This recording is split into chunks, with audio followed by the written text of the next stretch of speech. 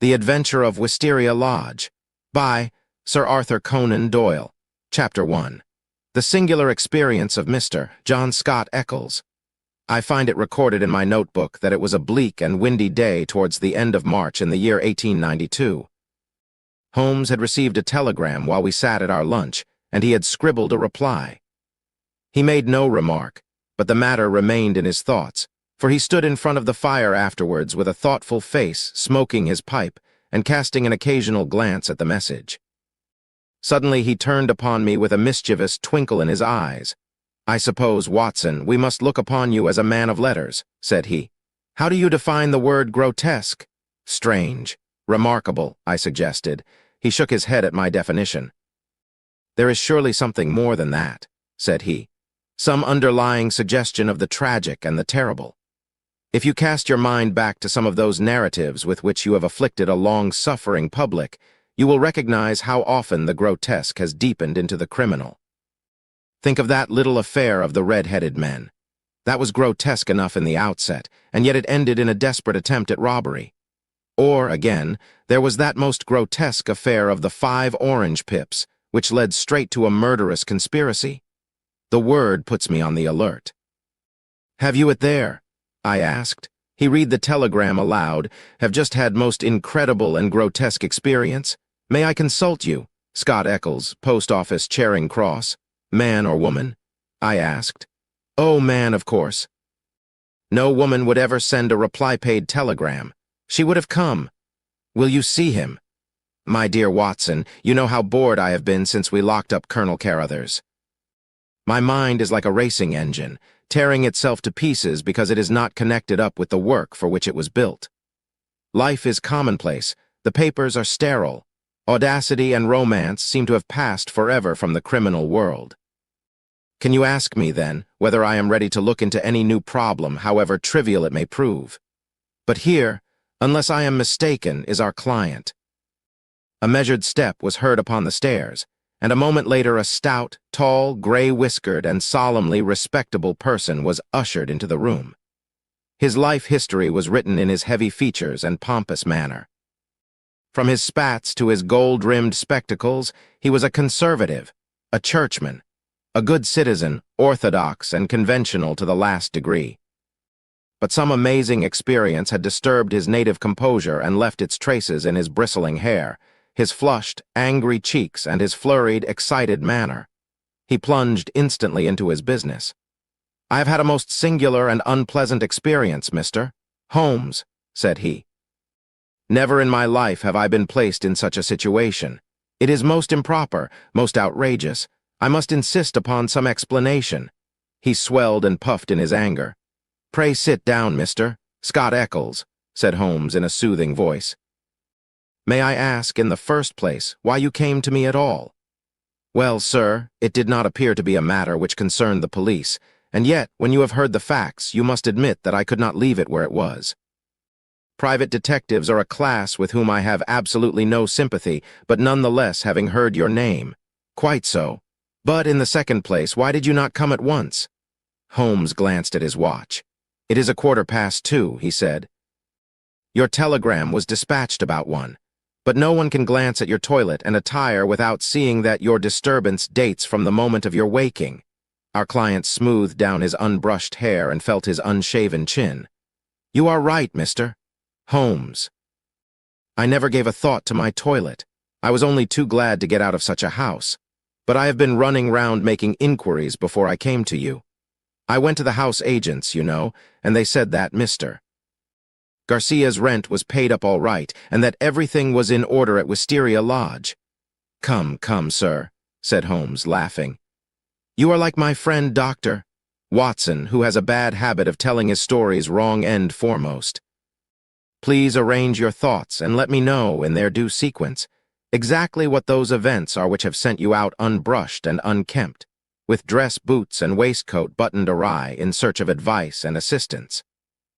Our client looked down with a rueful face at his own unconventional appearance. "I'm sure it must look very bad, Mr. Holmes, and I am not aware that in my whole life such a thing has ever happened before." but I will tell you the whole queer business, and when I have done so you will admit, I am sure, that there has been enough to excuse me." But his narrative was nipped in the bud. There was a bustle outside, and Mrs. Hudson opened the door to usher in two robust and official-looking individuals, one of whom was well known to us as Inspector Gregson of Scotland Yard, an energetic, gallant, and, within his limitations, a capable officer. He shook hands with Holmes and introduced his comrade as Inspector Baines of the Surrey Constabulary. "We are hunting together, Mr. Holmes, and our trail lay in this direction." He turned his bulldog eyes upon our visitor. "Are you Mr. John Scott Eccles of Popham House, Lee?" "I am. We have been following you about all the morning. You traced him through the telegram, no doubt," said Holmes. "Exactly, Mr. Holmes. We picked up the scent at Charing Cross Post Office and came on here. But why do you follow me? What do you want?" "We wish a statement, Mr. Scott Eccles, as to the events which led up to the death last night of Mr. Aloysius Garcia of Wisteria Lodge, near Esher." Our client had sat up with staring eyes, and every tinge of color struck from his astonished face. "Dead? Did you say he was dead?" "Yes, sir, he is dead." "But how? An accident? Murder, if ever there was one upon earth? Good God, this is awful. You don't mean that I am suspected?"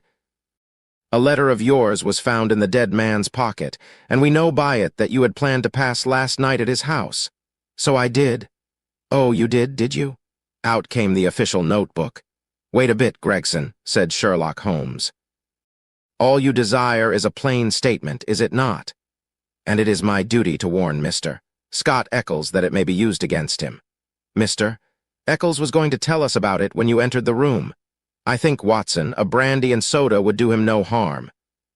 Now, sir, I suggest that you take no notice of this addition to your audience, and that you proceed with your narrative exactly as you would have done had you never been interrupted." Our visitor had gulped off the brandy, and the color had returned to his face. With a dubious glance at the inspector's notebook, he plunged at once into his extraordinary statement. "I am a bachelor," said he, "and being of a sociable turn, I cultivate a large number of friends. Among these are the family of a retired brewer called Melville, living at Albemarle Mansion, Kensington. It was at his table that I met some weeks ago a young fellow named Garcia. He was, I understood, of Spanish descent, and connected in some way with the embassy. He spoke perfect English, was pleasing in his manners, and as good-looking a man as ever I saw in my life. In some way we struck up quite a friendship, this young fellow and I. He seemed to take a fancy to me from the first, and within 2 days of our meeting he came to see me at Lee. One thing led to another, and it ended in his inviting me out to spend a few days at his house, Wisteria Lodge, between Esher and Oxshott. Yesterday evening I went to Esher to fulfill this engagement. He had described his household to me before I went there. He lived with a faithful servant, a countryman of his own who looked after all his needs. This fellow could speak English and did his housekeeping for him. Then there was a wonderful cook, he said, a half-breed whom he had picked up in his travels, who could serve an excellent dinner.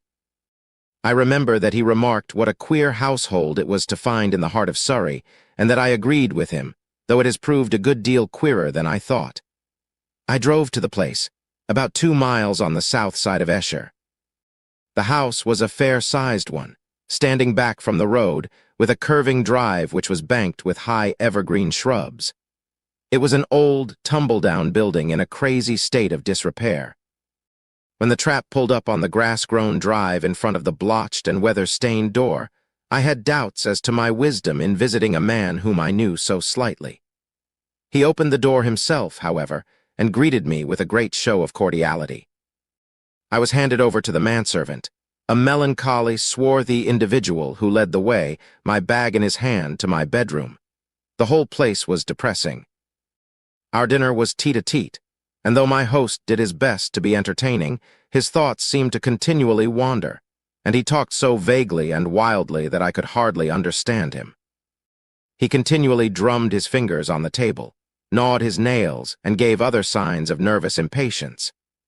The dinner itself was neither well served nor well cooked, and the gloomy presence of the taciturn servant did not help to enliven us.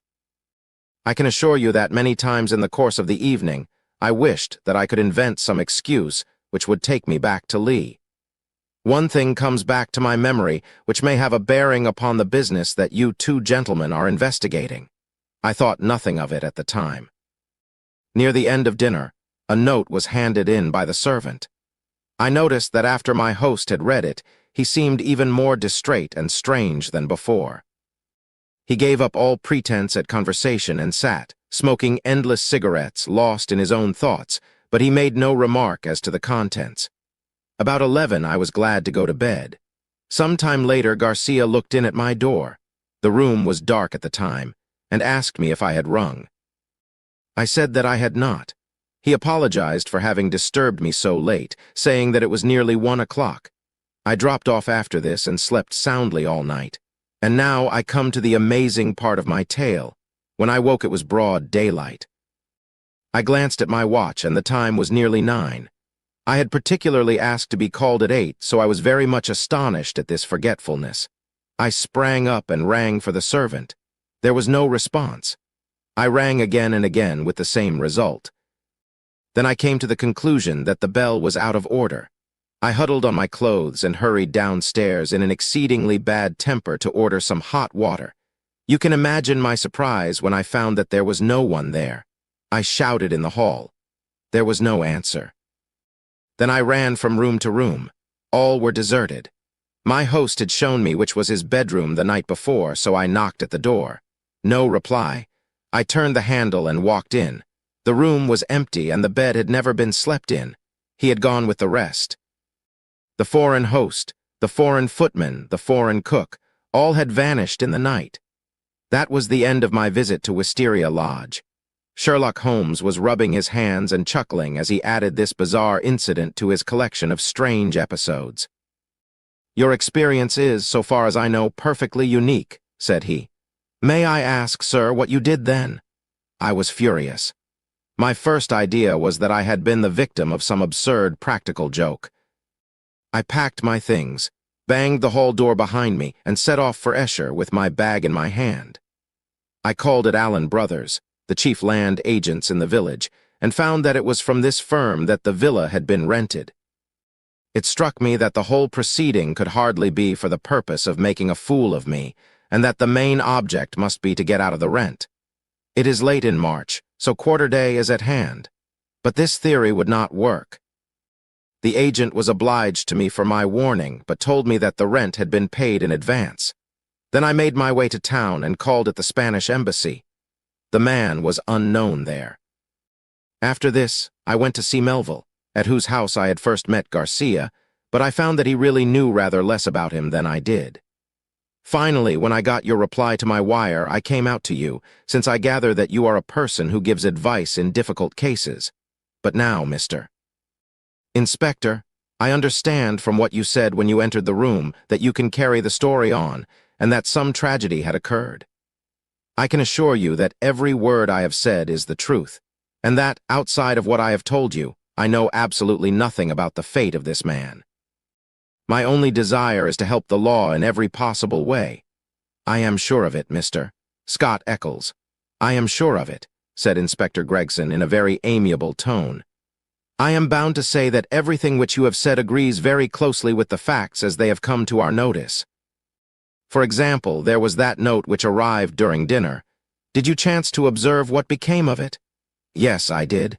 Garcia rolled it up and threw it into the fire. What do you say to that, Mr. Baines? The country detective was a stout, puffy, red man, whose face was only redeemed from grossness by 2 extraordinarily bright eyes, almost hidden behind the heavy creases of cheek and brow. With a slow smile, he drew a folded and discolored scrap of paper from his pocket. It was a dog grate, Mr. Holmes, and he overpitched it. I picked this out unburned from the back of it. Holmes smiled his appreciation. You must have examined the house very carefully to find a single pellet of paper. I did, Mr. Holmes. It's my way. Shall I read it, Mr. Gregson? The Londoner nodded. The note is written upon ordinary cream-laid paper without watermark. It is a quarter sheet. The paper is cut off in 2 snips with a short-bladed scissors. It has been folded over 3 times and sealed with purple wax, put on hurriedly and pressed down with some flat oval object. It is addressed to Mr. Garcia, Wisteria Lodge. It says, "Our own colors, green and white. Green open, white shut. Main stair, first corridor, 7th right, green baize. Godspeed. D." It is a woman's writing done with a sharp-pointed pen, but the address is either done with another pen or by someone else. It is thicker and bolder, as you see. "A very remarkable note," said Holmes, glancing it over. "I must compliment you, Mr. Baines, upon your attention to detail in your examination of it. A few trifling points might perhaps be added. The oval seal is undoubtedly a plain sleeve link. What else is of such a shape? The scissors were bent nail scissors. Short as the 2 snips are, you can distinctly see the same slight curve in each." The country detective chuckled. "I thought I had squeezed all the juice out of it, but I see there was a little over," he said. "I'm bound to say that I make nothing of the note except that there was something on hand, and that a woman, as usual, was at the bottom of it. Mr. Scott Eccles had fidgeted in his seat during this conversation. "I am glad you found the note, since it corroborates my story," said he. "But I beg to point out that I have not yet heard what has happened to Mr. Garcia, nor what has become of his household." "As to Garcia," said Gregson, "that is easily answered. He was found dead this morning upon Oxshot Common, nearly a mile from his home. His head had been smashed to pulp by heavy blows of a sandbag or some such instrument, which had crushed rather than wounded. It is a lonely corner, and there is no house within a quarter of a mile of the spot. He had apparently been struck down first from behind, but his assailant had gone on beating him long after he was dead. It was a most furious assault. There are no footsteps nor any clue to the criminals. Robbed? No, there was no attempt at robbery. This is very painful." "Very painful and terrible," said Mr. Scott Eccles in a querulous voice, "but it is really uncommonly hard on me. I had nothing to do with my host going off upon a nocturnal excursion and meeting so sad an end. How do I come to be mixed up with the case?" "Very simply, sir," Inspector Baines answered. "The only document found in the pocket of the deceased was a letter from you saying that you would be with him on the night of his death. It was the envelope of this letter which gave us the dead man's name and address. It was after 9 this morning when we reached his house and found neither you nor anyone else inside it. I wired to Mr. Gregson to run you down in London while I examined Wisteria Lodge. Then I came into town, joined Mr. Gregson, and here we are." "I think now," said Gregson, rising, "we had best put this matter into an official shape. You will come round with us to the station, Mr. Scott Eccles, and let us have your statement in writing." "Certainly, I will come at once. But I retain your services, Mr. Holmes. I desire you to spare no expense and no pains to get at the truth." My friend turned to the country inspector. "I suppose that you have no objection to my collaborating with you, Mr. Baines?" "Highly honored, sir, I am sure. You appear to have been very prompt and businesslike in all that you have done. Was there any clue, may I ask, as to the exact hour that the man met his death?" "He had been there since 1 o'clock. There was rain about that time, and his death had certainly been before the rain." "But that is perfectly impossible, Mr. Baines," cried our client. "His voice is unmistakable. I could swear to it that it was he who addressed me in my bedroom at that very hour." "Remarkable, but by no means impossible," said Holmes, smiling. "You have a clue?" asked Gregson. "On the face of it, the case is not a very complex one, though it certainly presents some novel and interesting features. A further knowledge of facts is necessary before I would venture to give a final and definite opinion. By the way, Mr. Baines, did you find anything remarkable besides this note in your examination of the house?" The detective looked at my friend in a singular way. "There were," said he, "1 or 2 very remarkable things. Perhaps when I have finished at the police station you would care to come out and give me your opinion of them." "I am entirely at your service," said Sherlock Holmes, ringing the bell. "You will show these gentlemen out, Mrs. Hudson, and kindly send the boy with this telegram. He is to pay a 5-shilling reply." We sat for some time in silence after our visitors had left. Holmes smoked hard, with his browns drawn down over his keen eyes, and his head thrust forward in the eager way characteristic of the man. "Well, Watson," he asked, turning suddenly upon me, "what do you make of it? I can make nothing of this mystification of Scott Eccles. But the crime? Well, taken with the disappearance of the man's companions, I should say that they were in some way concerned in the murder and had fled from justice. That is certainly a possible point of view. On the face of it, you must admit, however, that it is very strange that his two servants should have been in a conspiracy against him and should have attacked him on the one night when he had a guest. They had him alone at their mercy every other night in the week. Then why did they fly? Quite so. Why did they fly? There is a big fact. Another big fact is the remarkable experience of our client, Scott Eccles. Now, my dear Watson, is it beyond the limits of human ingenuity to furnish an explanation which would cover both of these big facts? If it were one which would also admit of the mysterious note with its very curious phraseology, why, then it would be worth accepting as a temporary hypothesis. If the fresh facts which come to our knowledge all fit themselves into the scheme, then our hypothesis may gradually become a solution. But what is our hypothesis? Holmes leaned back in his chair with half-closed eyes. You must admit, my dear Watson, that the idea of a joke is impossible.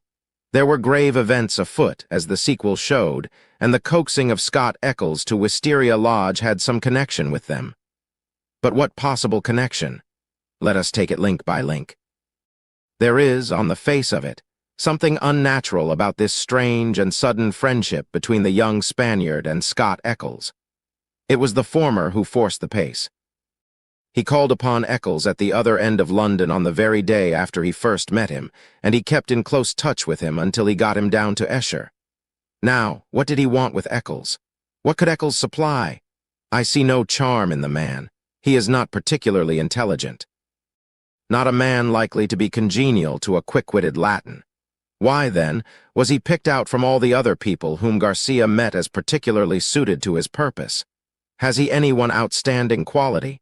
I say that he has.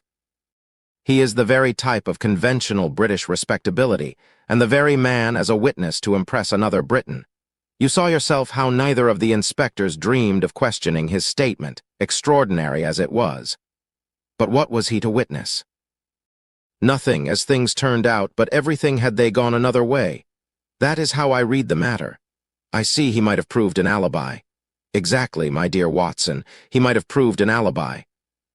We will suppose, for argument's sake, that the household of Wisteria Lodge are confederates in some design. The attempt, whatever it may be, is to come off, we will say, before 1 o'clock. By some juggling of the clocks, it is quite possible that they may have got Scott Eccles to bed earlier than he thought. But in any case, it is likely that, when Garcia went out of his way to tell him that it was 1, it was really not more than 12. If Garcia could do whatever he had to do and be back by the hour mentioned, he had evidently a powerful reply to any accusation. Here was this irreproachable Englishman ready to swear in any court of law that the accused was in the house all the time. It was an insurance against the worst. Yes, I see that. But how about the disappearance of the others? I have not all my facts yet, but I do not think there are any insuperable difficulties. Still, it is an error to argue in front of your data. You find yourself insensibly twisting them round to fit your theories. And the message? How did it run? Our own colors, green and white, sounds like racing. Green open, white shut. That is clearly a signal. Main stair, first corridor, 7th right, green bays. This is an assignation. We may find a jealous husband at the bottom of it all. It was clearly a dangerous quest. She would not have said Godspeed had it not been so. D. That should be a guide. The man was a Spaniard. I suggest that D stands for Dolores, a common female name in Spain. Good, Watson, very good, but quite inadmissible. A Spaniard would write to a Spaniard in Spanish. The writer of this note is certainly English. Well, we can only possess our soul in patience until this excellent inspector come back for us. Meanwhile, we can thank our lucky fate, which has rescued us for a few short hours from the insufferable fatigues of idleness. An answer had arrived to Holmes's telegram before our Surrey officer had returned. Holmes read it and was about to place it in his notebook when he caught a glimpse of my expectant face. He tossed it across with a laugh. "We are moving in exalted circles," said he. The telegram was a list of names and addresses. Lord Harringby, the Dingle, Sir George F. Folliot, Oxshott Towers, Mr. Hines, J.P., Purdley Place, Mr.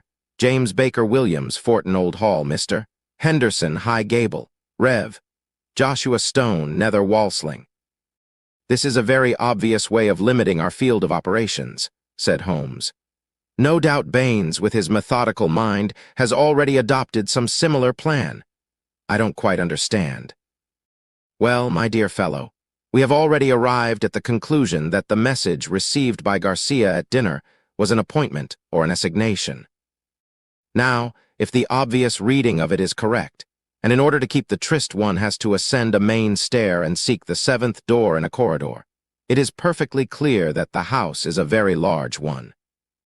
It is equally certain that this house cannot be more than a mile or two from Oxshott, since Garcia was walking in that direction and hoped, according to my reading of the facts, to be back in Wisteria Lodge in time to avail himself of an alibi, which would only be valid up to 1 o'clock. As the number of large houses close to Oxshott must be limited, I adopted the obvious method of sending to the agents mentioned by Scott Eccles and obtaining a list of them. Here they are in this telegram, and the other end of our tangled skein must lie among them. It was nearly 6 o'clock before we found ourselves in the pretty Surrey village of Esher, with Inspector Baines as our companion.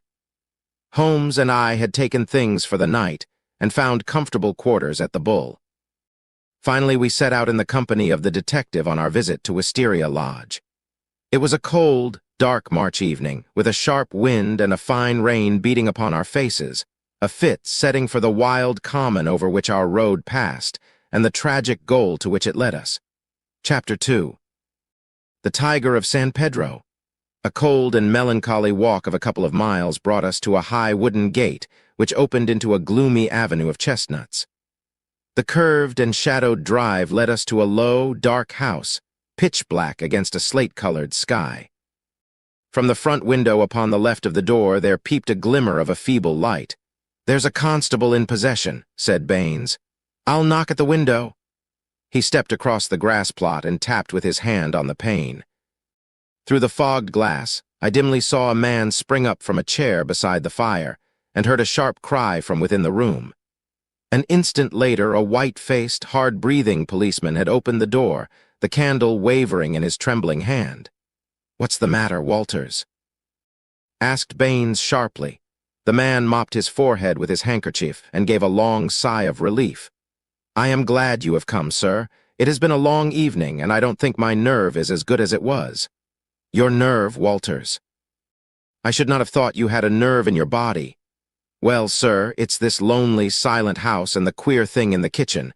Then when you tapped at the window, I thought it had come again." "That what had come again?" "The devil, sir, for all I know. It was at the window." "What was at the window, and when?" "It was just about 2 hours ago. The light was just fading. I was sitting reading in the chair. I don't know what made me look up, but there was a face looking in at me through the lower pane. Lord, sir, what a face it was! I'll see it in my dreams." "Tut, tut, Walters. This is not talk for a police constable." "I know, sir, I know, but it shook me, sir, and there's no use to deny it." "It wasn't black, sir, nor was it white, nor any color that I know but a kind of queer shade like clay with a splash of milk in it. Then there was the size of it. It was twice yours, sir. And the look of it, the great staring goggle eyes and the line of white teeth like a hungry beast. I tell you, sir, I couldn't move a finger nor get my breath till it whisked away and was gone. Out I ran and through the shrubbery, but thank God there was no one there. If I didn't know you were a good man, Walters, I should put a black mark against you for this. If it were the devil himself, a constable on duty should never thank God that he could not lay his hands upon him. I suppose the whole thing is not a vision and a touch of nerves." "That, at least, is very easily settled," said Holmes, lighting his little pocket lantern. "Yes." He reported, after a short examination of the grass bed, a number 12 shoe, I should say. If he was all on the same scale as his foot, he must certainly have been a giant.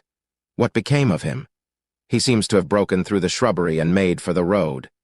"Well," said the inspector with a grave and thoughtful face, "whoever he may have been and whatever he may have wanted, he's gone for the present, and we have more immediate things to attend to. Now, Mr. Holmes, with your permission, I will show you round the house." The various bedrooms and sitting rooms had yielded nothing to a careful search. Apparently the tenants had brought little or nothing with them, and all the furniture down to the smallest details had been taken over with the house. A good deal of clothing with the stamp of Marks & Co. High Holborn had been left behind. Telegraphic inquiries had been already made which showed that Marks knew nothing of his customer save that he was a good payer.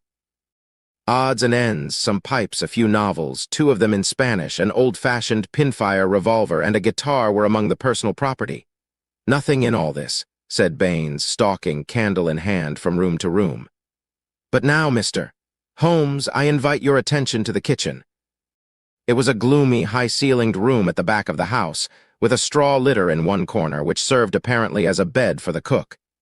The table was piled with half-eaten dishes and dirty plates, the debris of last night's dinner. "Look at this," said Baines. "What do you make of it?"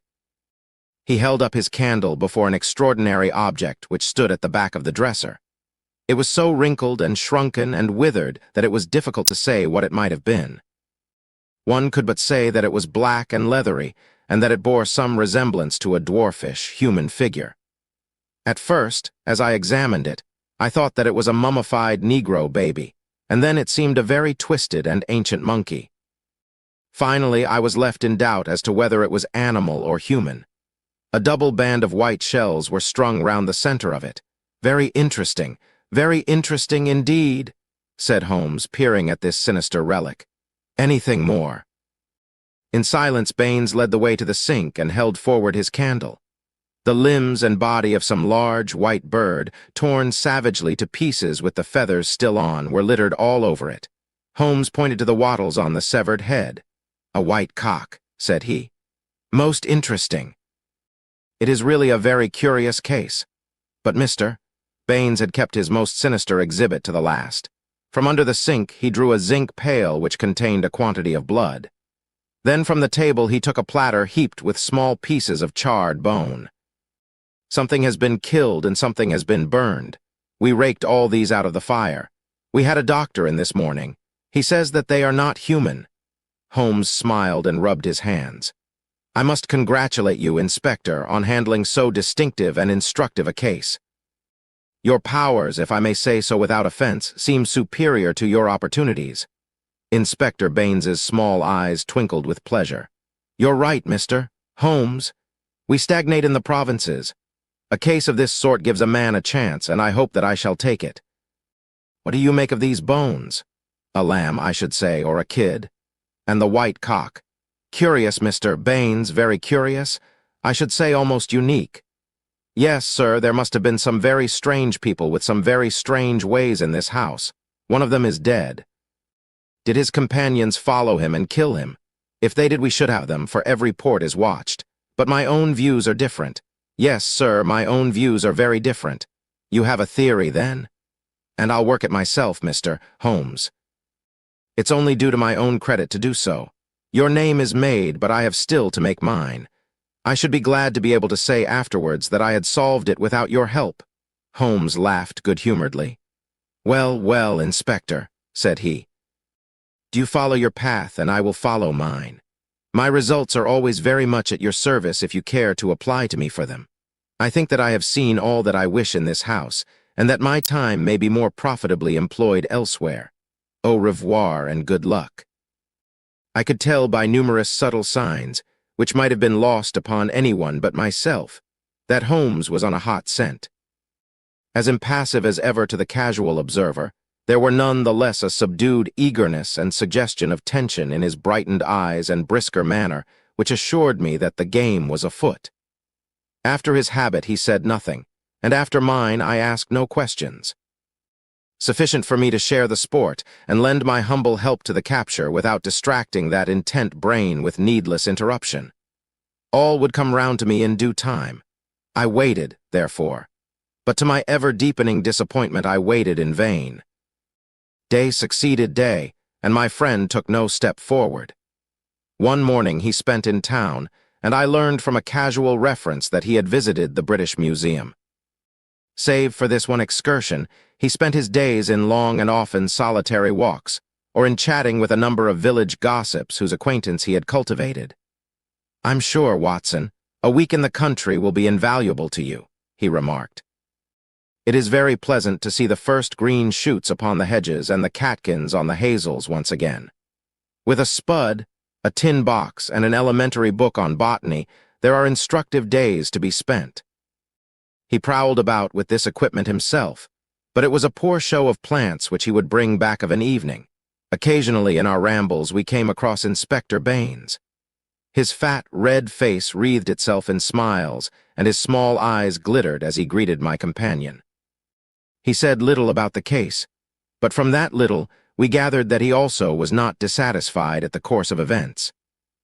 I must admit, however, that I was somewhat surprised when, some 5 days after the crime, I opened my morning paper to find in large letters, "The Oxshott Mystery, a solution arrest of supposed assassin Holmes sprang in his chair as if he had been stung," when I read the headlines. "By Jove!" he cried. "You don't mean that Baines has got him?" "Apparently," said I as I read the following report. "Great excitement was caused in Esher and the neighboring district when it was learned late last night that an arrest had been effected in connection with the Oxshott murder. It will be remembered that Mr. Garcia of Wisteria Lodge was found dead on Oxshott Common, his body showing signs of extreme violence, and that on the same night his servant and his cook fled, which appeared to show their participation in the crime. It was suggested, but never proved, that the deceased gentleman may have had valuables in the house, and that their abstraction was the motive of the crime. Every effort was made by Inspector Baines, who has the case in hand, to ascertain the hiding place of the fugitives, and he had good reason to believe that they had not gone far but were lurking in some retreat which had been already prepared. It was certain from the first, however, that they would eventually be detected, as the cook, from the evidence of 1 or 2 tradespeople who have caught a glimpse of him through the window, was a man of most remarkable appearance. Being a huge and hideous mulatto, with yellowish features of a pronounced negroid type. This man has been seen since the crime, for he was detected and pursued by Constable Walters on the same evening when he had the audacity to revisit Wisteria Lodge. Inspector Baines, considering that such a visit must have some purpose in view, and was likely, therefore, to be repeated, abandoned the house but left an ambuscade in the shrubbery. The man walked into the trap and was captured last night after a struggle in which Constable Downing was badly bitten by the savage. We understand that when the prisoner is brought before the magistrates, a remand will be applied for by the police, and that great developments are hoped from his capture. "Really, we must see Baines at once," cried Holmes, picking up his hat. "We will just catch him before he starts." We hurried down the village street and found, as we had expected, that the inspector was just leaving his lodgings. "You've seen the paper, Mr. Holmes?" he asked, holding one out to us. "Yes, Baines, I've seen it. Pray don't think it a liberty if I give you a word of friendly warning." "Of warning, Mr. Holmes? I have looked into this case with some care, and I am not convinced that you are on the right lines. I don't want you to commit yourself too far unless you are sure. You're very kind, Mr. Holmes. I assure you I speak for your good." It seemed to me that something like a wink quivered for an instant over one of Mr. Baines's tiny eyes. "We agreed to work on our own lines, Mr. Holmes. That's what I am doing." "Oh, very good," said Holmes. "Don't blame me." "No, sir, I believe you mean well by me. But we all have our own systems, Mr. Holmes. You have yours, and maybe I have mine. Let us say no more about it. You're welcome always to my news. This fellow is a perfect savage, as strong as a cart horse and as fierce as the devil. He chewed Downing's thumb nearly off before they could master him. He hardly speaks a word of English, and we can get nothing out of him but grunts. And you think you have evidence that he murdered his late master?" "I didn't say so, Mr. Holmes. I didn't say so. We all have our little ways. You try yours, and I will try mine. That's the agreement." Holmes shrugged his shoulders as we walked away together. "I can't make the man out. He seems to be riding for a fall. Well, as he says, we must each try our own way and see what comes of it. But there's something in Inspector Baines which I can't quite understand.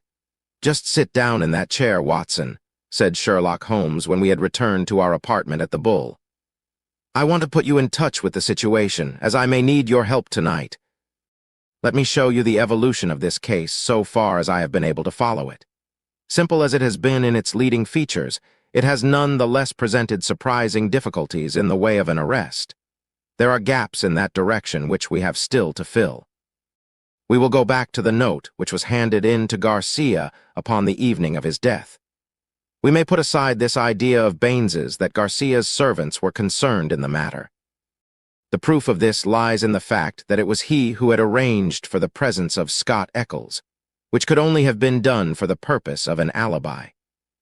It was Garcia, then, who had an enterprise, and apparently a criminal enterprise, in hand that night in the course of which he met his death. I say criminal because only a man with a criminal enterprise desires to establish an alibi. Who, then, is most likely to have taken his life? Surely the person against whom the criminal enterprise was directed. So far it seems to me that we are on safe ground. We can now see a reason for the disappearance of Garcia's household. They were all confederates in the same unknown crime. If it came off when Garcia returned, any possible suspicion would be warded off by the Englishman's evidence, and all would be well. But the attempt was a dangerous one, and if Garcia did not return by a certain hour, it was probable that his own life had been sacrificed. It had been arranged, therefore, that in such a case his two subordinates were to make for some prearranged spot where they could escape investigation, and be in a position afterwards to renew their attempt. That would fully explain the facts, would it not? The whole inexplicable tangle seemed to straighten out before me. I wondered, as I always did, how it had not been obvious to me before. But why should one servant return?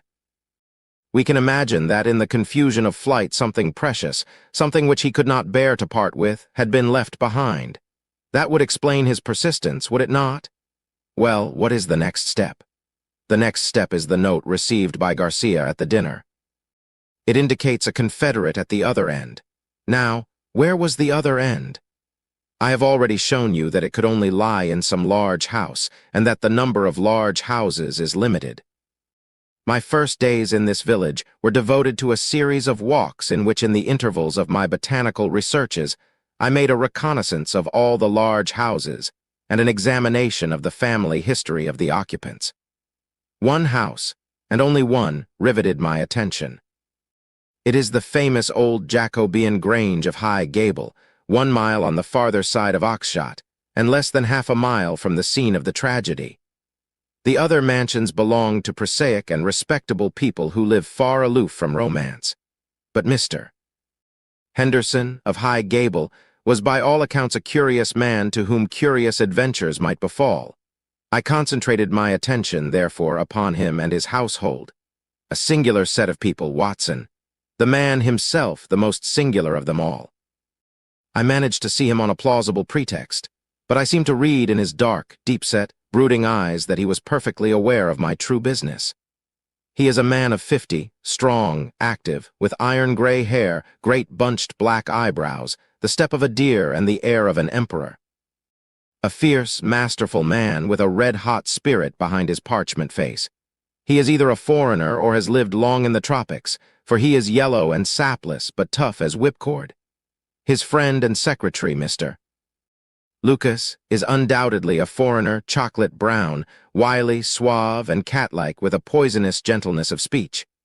You see, Watson, we have come already upon 2 sets of foreigners, one at Wisteria Lodge and one at High Gable, so our gaps are beginning to close.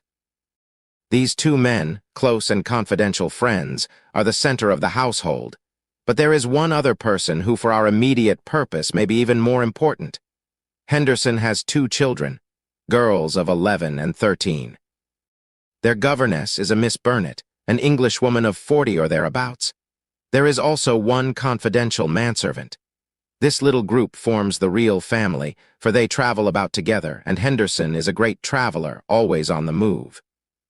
It is only within the last weeks that he has returned after a year's absence. to High Gable. I may add that he is enormously rich, and whatever his whims may be, he can very easily satisfy them. For the rest, his house is full of butlers, footmen, maidservants, and the usual overworked, underworked staff of a large English country house. So much I learned partly from village gossip and partly from my own observation. There are no better instruments than discharged servants with a grievance, and I was lucky enough to find one. I call it luck, but it would not have come my way had I not been looking out for it.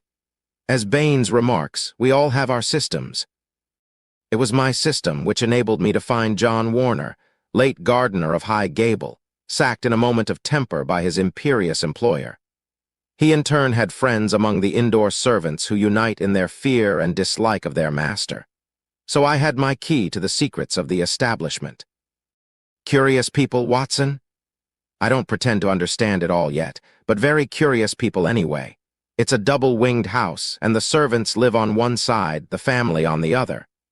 There's no link between the two save for Henderson's own servant, who serves the family's meals. Everything is carried to a certain door, which forms the one connection. Governess and children hardly go out at all except into the garden. Henderson never by any chance walks alone. His dark secretary is like his shadow. The gossip among the servants is that their master is terribly afraid of something. Sold his soul to the devil in exchange for money, says Warner, and expects his creditor to come up and claim his own. Where they came from, or who they are, nobody has an idea. They are very violent. Twice Henderson has lashed at folk with his dog whip, and only his long purse and heavy compensation have kept him out of the courts. Well, now, Watson, let us judge the situation by this new information.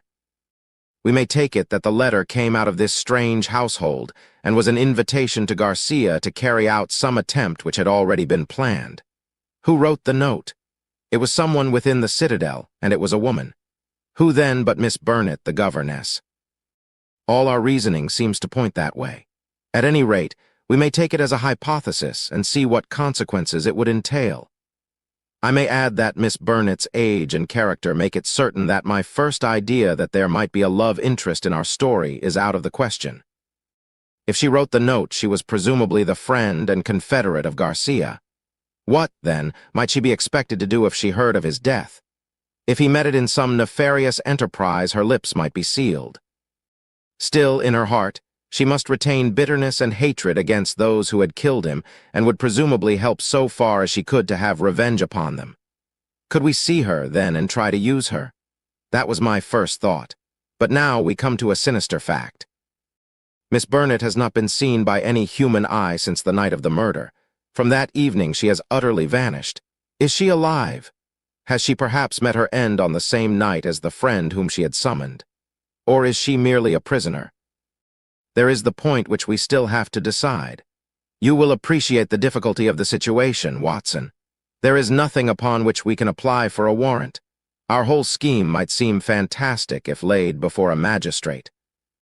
The woman's disappearance counts for nothing, since in that extraordinary household, any member of it might be invisible for a week, and yet she may at the present moment be in danger of her life.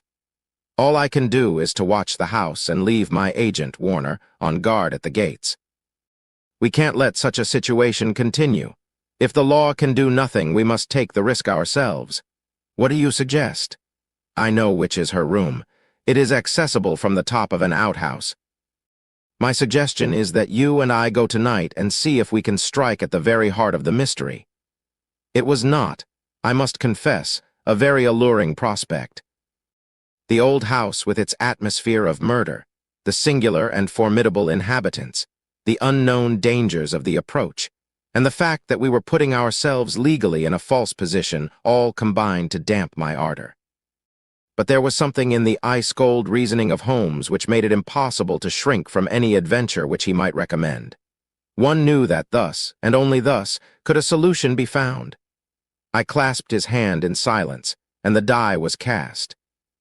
But it was not destined that our investigation should have so adventurous an ending.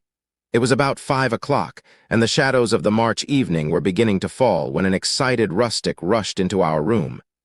"They've gone, mister. Holmes. They went by the last train." The lady broke away, and I've got her in a cab downstairs."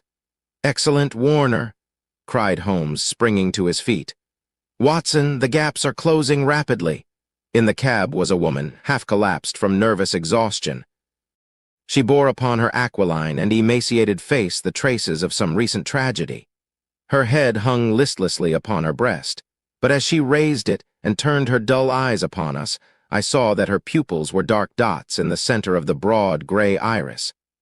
She was drugged with opium. "I watched at the gate, same as you advised, Mr. Holmes," said our emissary, the discharged gardener. "When the carriage came out, I followed it to the station. She was like one walking in her sleep, but when they tried to get her into the train, she came to life and struggled. They pushed her into the carriage. She fought her way out again. I took her part, got her into a cab, and here we are. I shan't forget the face at the carriage window as I led her away. I'd have a short life if he had his way, the black-eyed, scowling yellow devil." We carried her upstairs, laid her on the sofa, and a couple of cups of the strongest coffee soon cleared her brain from the mists of the drug. Baines had been summoned by Holmes, and the situation rapidly explained to him. "Why, sir, you've got me the very evidence I want," said the inspector warmly, shaking my friend by the hand. "I was on the same scent as you from the first." "What, you were after Henderson?" "Why, Mr. Holmes, when you were crawling in the shrubbery at High Gable, I was up one of the trees in the plantation and saw you down below.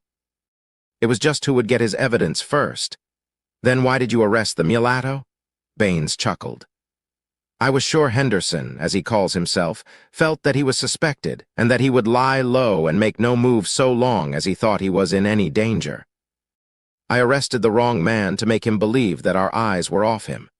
I knew he would be likely to clear off then and give us a chance of getting at Miss Burnett." Holmes laid his hand upon the inspector's shoulder. "You will rise high in your profession. You have instinct and intuition," said he. Baines flushed with pleasure. "I've had a plainclothes man waiting at the station all the week. Wherever the High Gable folk go, he will keep them in sight. But he must have been hard put to it when Miss Burnett broke away. However, your man picked her up, and it all ends well. We can't arrest without her evidence, that is clear, so the sooner we get a statement the better."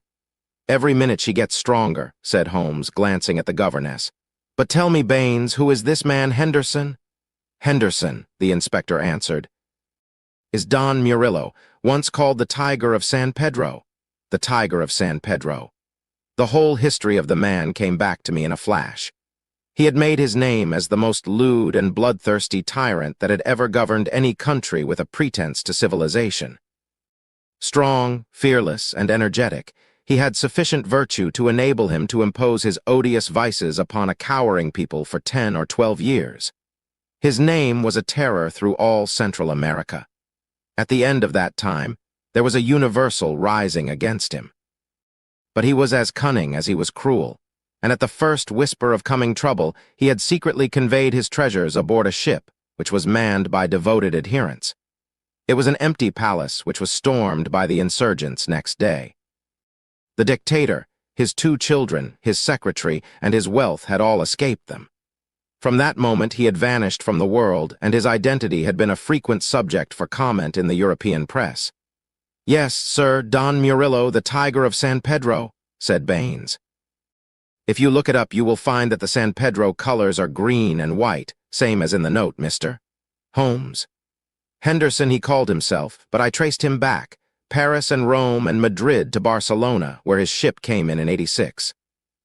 They've been looking for him all the time for their revenge, but it is only now that they have begun to find him out."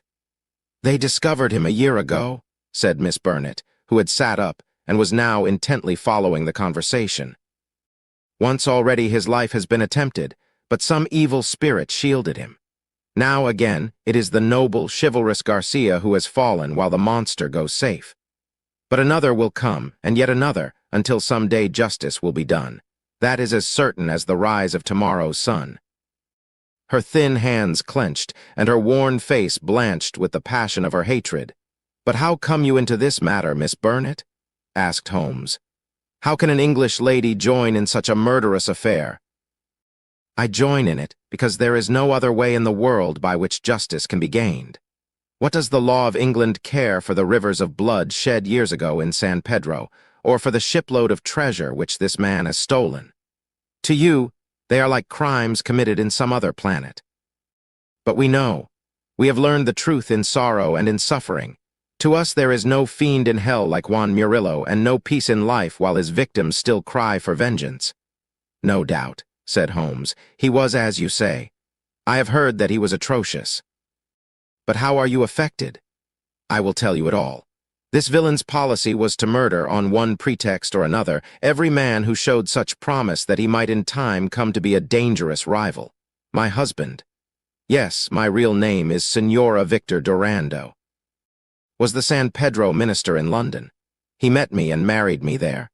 A nobler man never lived upon earth. Unhappily, Murillo heard of his excellence, recalled him on some pretext, and had him shot.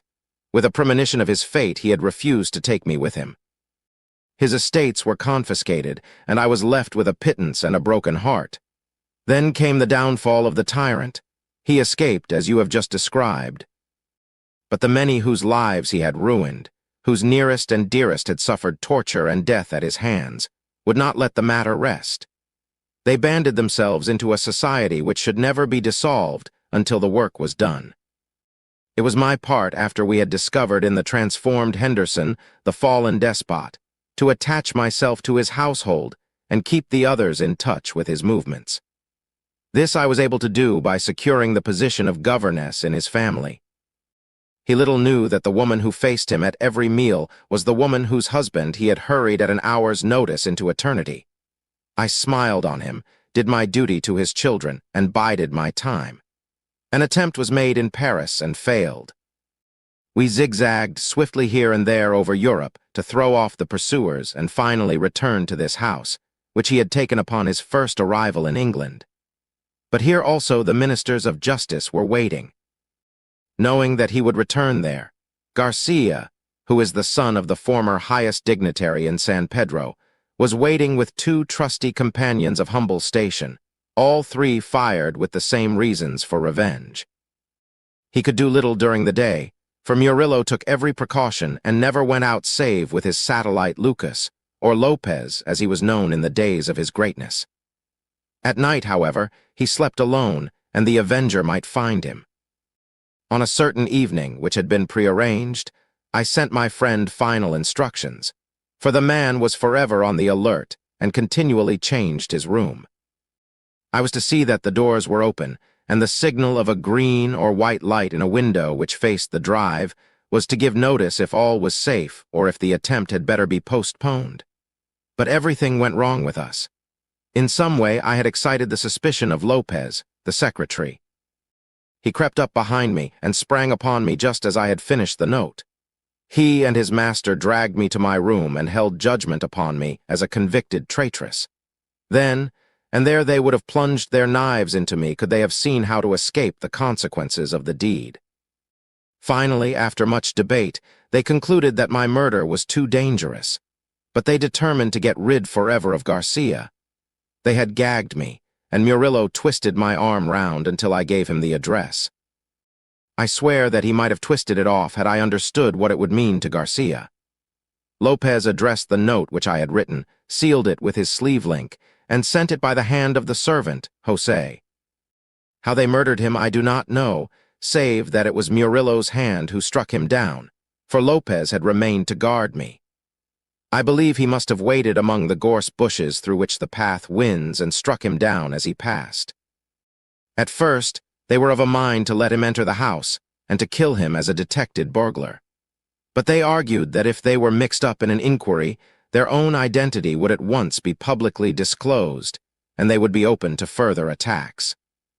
With the death of Garcia, the pursuit might cease, since such a death might frighten others from the task. All would now have been well for them had it not been for my knowledge of what they had done. I have no doubt that there were times when my life hung in the balance. I was confined to my room, terrorized by the most horrible threats, cruelly ill-used to break my spirit. See this stab on my shoulder and the bruises from end to end of my arms.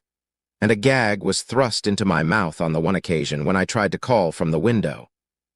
For 5 days, this cruel imprisonment continued, with hardly enough food to hold body and soul together. This afternoon, a good lunch was brought me, but the moment after I took it, I knew that I had been drugged. In a sort of dream, I remember being half led, half carried to the carriage. In the same state, I was conveyed to the train. Only then, when the wheels were almost moving, did I suddenly realize that my liberty lay in my own hands. I sprang out, they tried to drag me back, and had it not been for the help of this good man who led me to the cab, I should never have broken away. Now, thank God, I am beyond their power forever. We had all listened intently to this remarkable statement. It was Holmes who broke the silence. "Our difficulties are not over," he remarked, shaking his head. "Our police work ends, but our legal work begins." "Exactly," said I. "A plausible lawyer could make it out as an act of self-defense. There may be 100 crimes in the background, but it is only on this one that they can be tried." "Come, come," said Baines cheerily. "I think better of the law than that. Self-defense is one thing. To entice a man in cold blood with the object of murdering him is another, whatever danger you may fear from him. No, no, we shall all be justified when we see the tenants of High Gable at the next Guildford Assizes. It is a matter of history, however, that a little time was still to elapse before the tiger of San Pedro should meet with his deserts. Wily and bold, he and his companion threw their pursuer off their track by entering a lodging house in Edmonton Street and leaving by the back gate into Curzon Square. From that day, they were seen no more in England. Some 6 months afterwards, the Marquess of Montalva and Signor Rully, his secretary, were both murdered in their rooms at the Hotel Escurial at Madrid. The crime was ascribed to nihilism, and the murderers were never arrested. Inspector Baines visited us at Baker Street with a printed description of the dark face of the secretary and of the masterful features, the magnetic black eyes, and the tufted brows of his master. We could not doubt that justice, if belated, had come at last. "A chaotic case, my dear Watson," said Holmes over an evening pipe. "It will not be possible for you to present in that compact form which is dear to your heart. It covers 2 continents, concerns 2 groups of mysterious persons, and is further complicated by the highly respectable presence of our friend, Scott Eccles, whose inclusion shows me that the deceased Garcia had a scheming mind and a well-developed instinct of self-preservation.